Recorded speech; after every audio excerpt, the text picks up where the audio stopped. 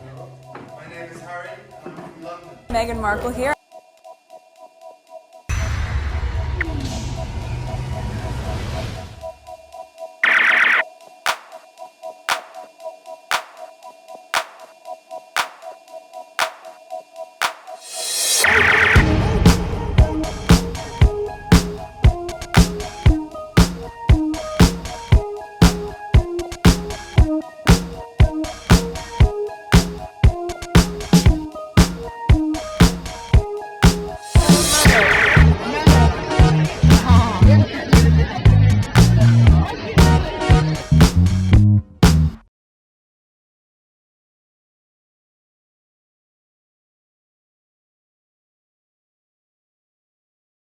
I have tweets regarding politics, and I hope I don't stay too long on it. So this one is on Blue Sky.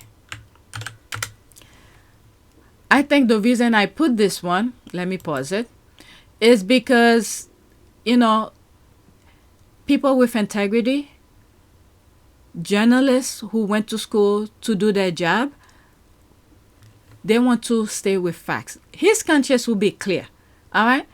Instead of bending the knee to someone who's unethical. All right? So this is Jem Acosta.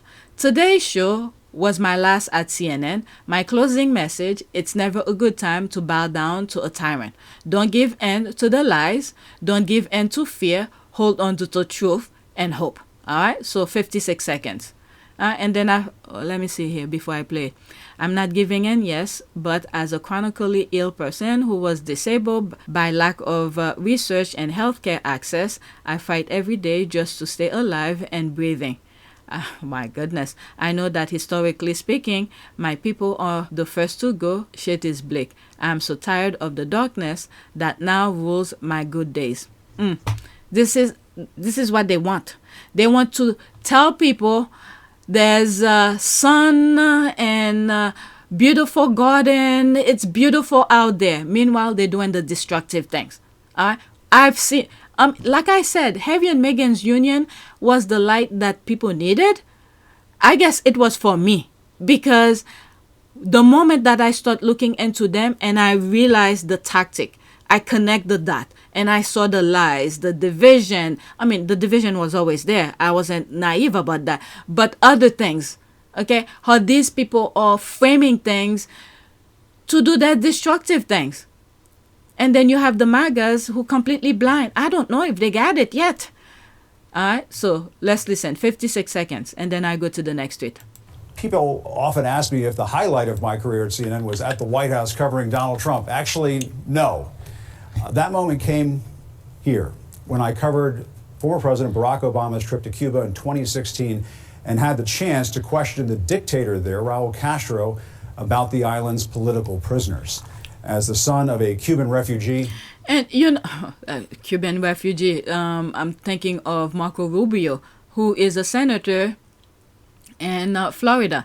Is he still a senator, or did Trump give him a space in his cabinet? But whatever. But looking at this picture, President Obama was trying to create a bridge, to connect, to, you know, somewhat of a piece of things. And then this is not what these people want. They want division. But anyway, I'm going to move this back a little bit. I took home this lesson. It is never a good time to bow down to a tyrant. I've always believed it's the job of the press to hold power to account. I've always tried to do that here at CNN, and I plan on doing all of that in the future. One final message. Don't give in to the lies. Don't give in to the fear. Hold on to the truth and to hope. Even if you have to get out your phone, record that message. I will not give in to the lies. I will not give in to the fear. Post it on your social media. People often ask. All right, so there's more to this. This is something for the UK as well. Okay, if you are a journalist, keep your integrity. And Byline, so far, I have nothing negative to say about Byline. I don't know in the future. Many times when I applaud something, okay, I give credit to, and then later on, bloop, they go the same rabbit hole. But for now, as of January 30th, 2025, Byline, which I've read a couple of the articles and I've shared their content and whatnot, okay, they're the only one in the UK that is sticking to the truth, the integrity of journalism, and don't put people in the blind. Their conscience will be clear until their dying days if they continue telling their truth, what they saw, what they heard, what they witnessed, things like that. But the minute they start telling lies and people are making important decisions based on lies, they all are at fault on that. Okay? Stick to the truth. I mean, there's a difference, for instance, when what you thought, you truly, to your core, you felt like that was the truth, and then you present the truth, later on you find out what you thought was the truth. I'm talking in terms of journalism, okay? Not the receiving end of the information, the person who's giving the information, all right? What he thought was the truth and presented to the people, and then later on other things popped up, and that wasn't exactly how it went. I could forgive somebody like that, okay? When you truly felt that was the truth, and then later on you find out it wasn't exactly what you thought, and then you make your correction about it, and you apologize for your, misinterpretation, I could forgive somebody like that. But if you insist and quadruple and double down on every of the lies, this is unforgivable. All right, so they want him to lie, and he said, I'm not gonna lie, and he stepped down. Okay, so that's that. Let's go to the next tweet. Now, this one is an MSNBC thing. Is it on X? Okay. This is why the mainstream media works so hard to get him back in office. He is great for rating. All right. As the new administration entered the White House, at MSNBC saw a 61% increase in primetime viewership. From my understanding, I do not have cable. Okay, this is shown on cable TV where you pay a premium every month to have that, okay, or it comes in a bundle. I don't have cable, but from my understanding, I think Rachel Maddow is two people that I used to watch, Rachel Maddow and Chris O'Donnell. I think they are still there. I don't know if Rachel Maddow is still full-time, because at some point she scaled back, so I don't know if she's full-time again. She and O'Donnell are the two that actually stick to the substance. Sometimes Rachel Maddow go to the history of things, and then for you to understand what is happening now. So she's a very good journalist. Go back to history as she present her piece to you, and then connect the dot, and then bring you the current situation that will affect your lives at the moment. I used to watch her, and I love her because I love history. So when if she's back in, that's probably why. Okay, let me look it up. Is Rachel Maddow full-time at MSNBC? Okay, so this is what I wrote. Is Rachel Maddow back to 5 nights a week? Rachel Maddow returned. Okay, so she's back. Yes, she is. So that's probably why. Rachel Maddow returned to MSNBC 5 nights a week for whatever. Rachel Maddow is returning to her nightly perch at MSNBC for the first few months of the second Trump administration. Okay, so she's back. That's probably why. Yeah, they're reporting on it. Okay, Rachel returns, and this was January 13, 2025. We are in January 2025, so that's recent. So she's back. That's probably why. Okay, plus the network saw double-digit gain across total day and prime time compared to December. For the first time on record, MSNBC is the #1 political news destination. Because people wants to hear the truth. There's more. Oh, that's a screenshot. I thought that was a retweet. Okay. I don't have cable, so I know I'm not part of this. The YouTube videos might get some views from me, though. I cannot believe people are tuning in. It was so obvious why the media treated Biden the way they did. I give that credit to Rachel Maddow. Okay. There's somebody who said it here. I give that credit to Rachel Maddow being back on air 5 nights a week. There it is. That's pretty much that. Okay, so let's go to the next one. Oh, and this is my last one. I think it has to do with RFK. And I think it's on Blue Sky. Okay, so I saw this and I thought it was very interesting. And they call us DEI recipients. All right, let me go into it. So there's only one comment here. Every accusation and admission from this bunch. All right, she retweeted that. Okay. Oh my God, that's a long thread, but let's focus on this. Robert F. Kennedy Jr. submit his application to Harvard University. His application is in its entirety a single page with his name, Robert F. Kennedy Jr. He is accepted immediately. My goodness, there came a, let's put it bigger. There came a day when Bobby and his classmates were asked to fill out application for the college or colleges of their choice. Bobby, of course, chose only one, and that was Harvard, which he considered his birthright.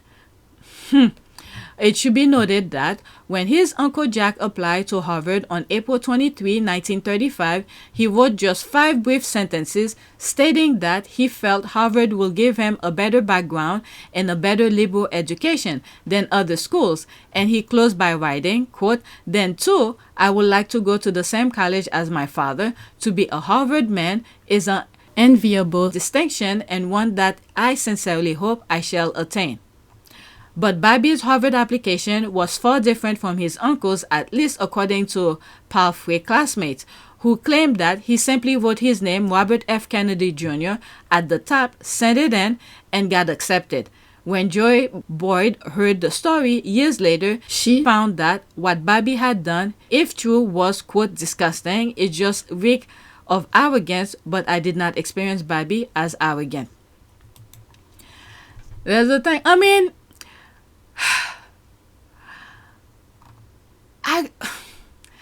it's the hypocrisy for me here. They doing it, but they're pointing finger at others. But anyway, so there's more to this. It's a small little thread. Okay, a young Robert F. Kennedy Jr. discussed his classmate by frequently digging through the dead cow pit on the outskirts of the boarding school. Being in that pit, that was the kind of thing he would do. He almost did things to shock you on purpose. He was such an edgy kid. Alright, so let me not go further into this. Oh, it's a little bit, there's some of the comments. I thought there wasn't. Maybe the comments I'll read. Okay, and this is precisely why legacy admission should end. I mean, it did, but with what those Asian kids just did, just bring it back open again. But anyway, this type of DEI hiring nepotism has been going on since the beginning of time, and while men never had a problem with it until it include others. Is this that famous merit we hear so much about? Okay, so he's one of those underqualified DEI folks I've been hearing so much about. Okay, now that's a great statement and much appreciated. I swear, showing these godforsaken political heirloom families the door would be an unfathomable improvement to the American political landscape if I could go the rest of my life without hearing the names Bush or Kennedy. Okay, and Trump, please, no more Trump. Okay, similar with George Bush at Yale. Source according to Palfrey classmate who claim certain demographics failing upward. Okay, I met that man once when I was in college. He put his hand on the small of my neck. Okay, he put his hand on the small of my neck in a way that made me feel uncomfortable. I then learned that he did similar things to several other students that night, and that was in public. I can only imagine what he's done behind closed doors. Okay, what a man does to one, he does to others. Harvard is a effing joke. It's just a name. This legacy BS pays for play schools or a joke. Dude knows the game well. After all, his family helped create it. RFK Jr. is also only a legacy admission to politics. If it wasn't for the last name, no one will pay any attention to him whatsoever. This is the truth. I can't stand RFK, but you're reporting a rumor as fact, which is never a good thing. This one is the funniest. Okay, so that's that. Let's do a prayer. Prayer for what? Prayer for and light. I don't know. Maybe light will be. Let me see. Let's leave it as that. Prayer for prosperity and light. Okay, Lord bless me with prosperity, guide me in wise financial decision, open doors of opportunity for me, provide for my needs and the needs of my family. All right, so that's it. Please take a moment to subscribe, like, and share. If you want to support this channel, there's a PayPal link and a Cash App link in the description. You could donate. Those who have donated, thank you. Let me see something. Let me pause before I stop completely. Okay, so I'm gonna add this. I'm just gonna focus on my response. So when I saw this on Blue Sky, the next time you hear someone say the courts won't help protect democracy, send them this video. It is why I said democracy is on the docket. All right, so let's listen. Breaking news. Okay. All right, it's 11 minutes. I'm not gonna stay that long. Close to 12 minutes. But if I could find the link, I'll put the link in the description. You could go watch it because it's 12 minutes. I don't want to be that long to document it. But the thing is that many of these lawyers are fighting, going to the courts. Some of the things Trump is doing. Okay, Trump is just sitting down, throwing things left and right. He doesn't care. When someone does not care, they do not care. So anything that's on the books, okay, that is stabilizing the country, all he's doing is writing executive order. All right, with open his mouth and things change. This is the power these people have given this guy. He's abusing it to the core. Now, every single lawyers who care about democracy are paying attention every time Trump opens his mouth or what executive order he's gonna throw out. And then for them to chase it, go to court, spend time and money, resources, research to present their case to a judge. And I call it, he's throwing the bones to them. Like a dog, throw the bone and the dog go and chase it. Meanwhile, each time he does throw a bone, what people need to focus on, maybe there should be different groups. One, those who have the legal background to do so, like him, okay, focus on the court. And right after, focus on what Trump is doing afterward. Okay, it's that thing that people need to pay attention. All right, I went off. Okay, so back to this. Okay, the whole point for this is Kamala Harris was in office. We will not learn. They will block her left and right. That was the key point here, and I went off. Now, this is my response to this. So far, 3 people like it and 1 retweet. Okay, well, I'm glad that people like Mark are doing their parts to save democracy. I appreciate that. The big picture here is Trump is doing all of, quote, fly off the cuff, end quote, laws to keep people like Mark busy, while Trump is doing other damages. Is the immunity that he has that's scary. So many lives, innocent lives, are at stakes. Okay? So this is what I wrote. And that's it. And I did the prayer already.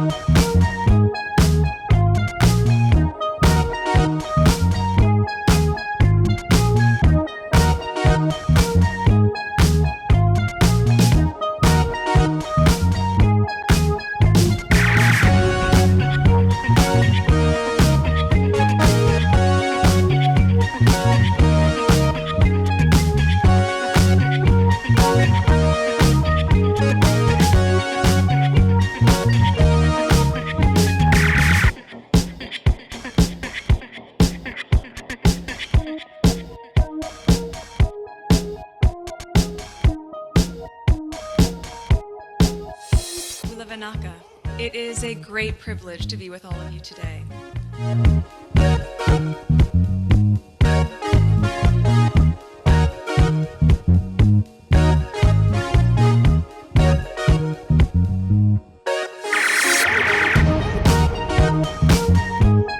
You know, we ask for forgiveness and please come back.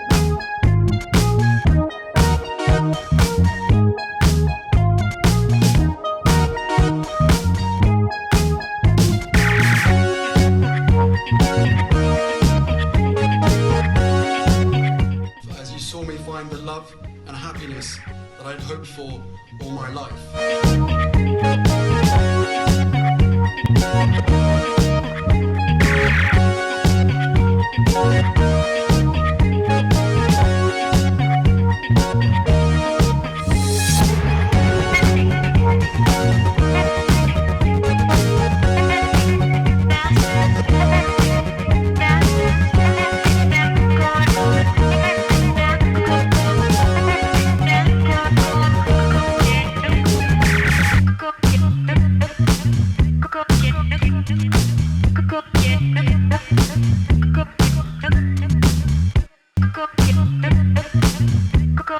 You are all in this together, and if I may speak personally, we are all in this together, because asking for help was one of the best decisions that I ever made. You will be continually amazed how life changes for the better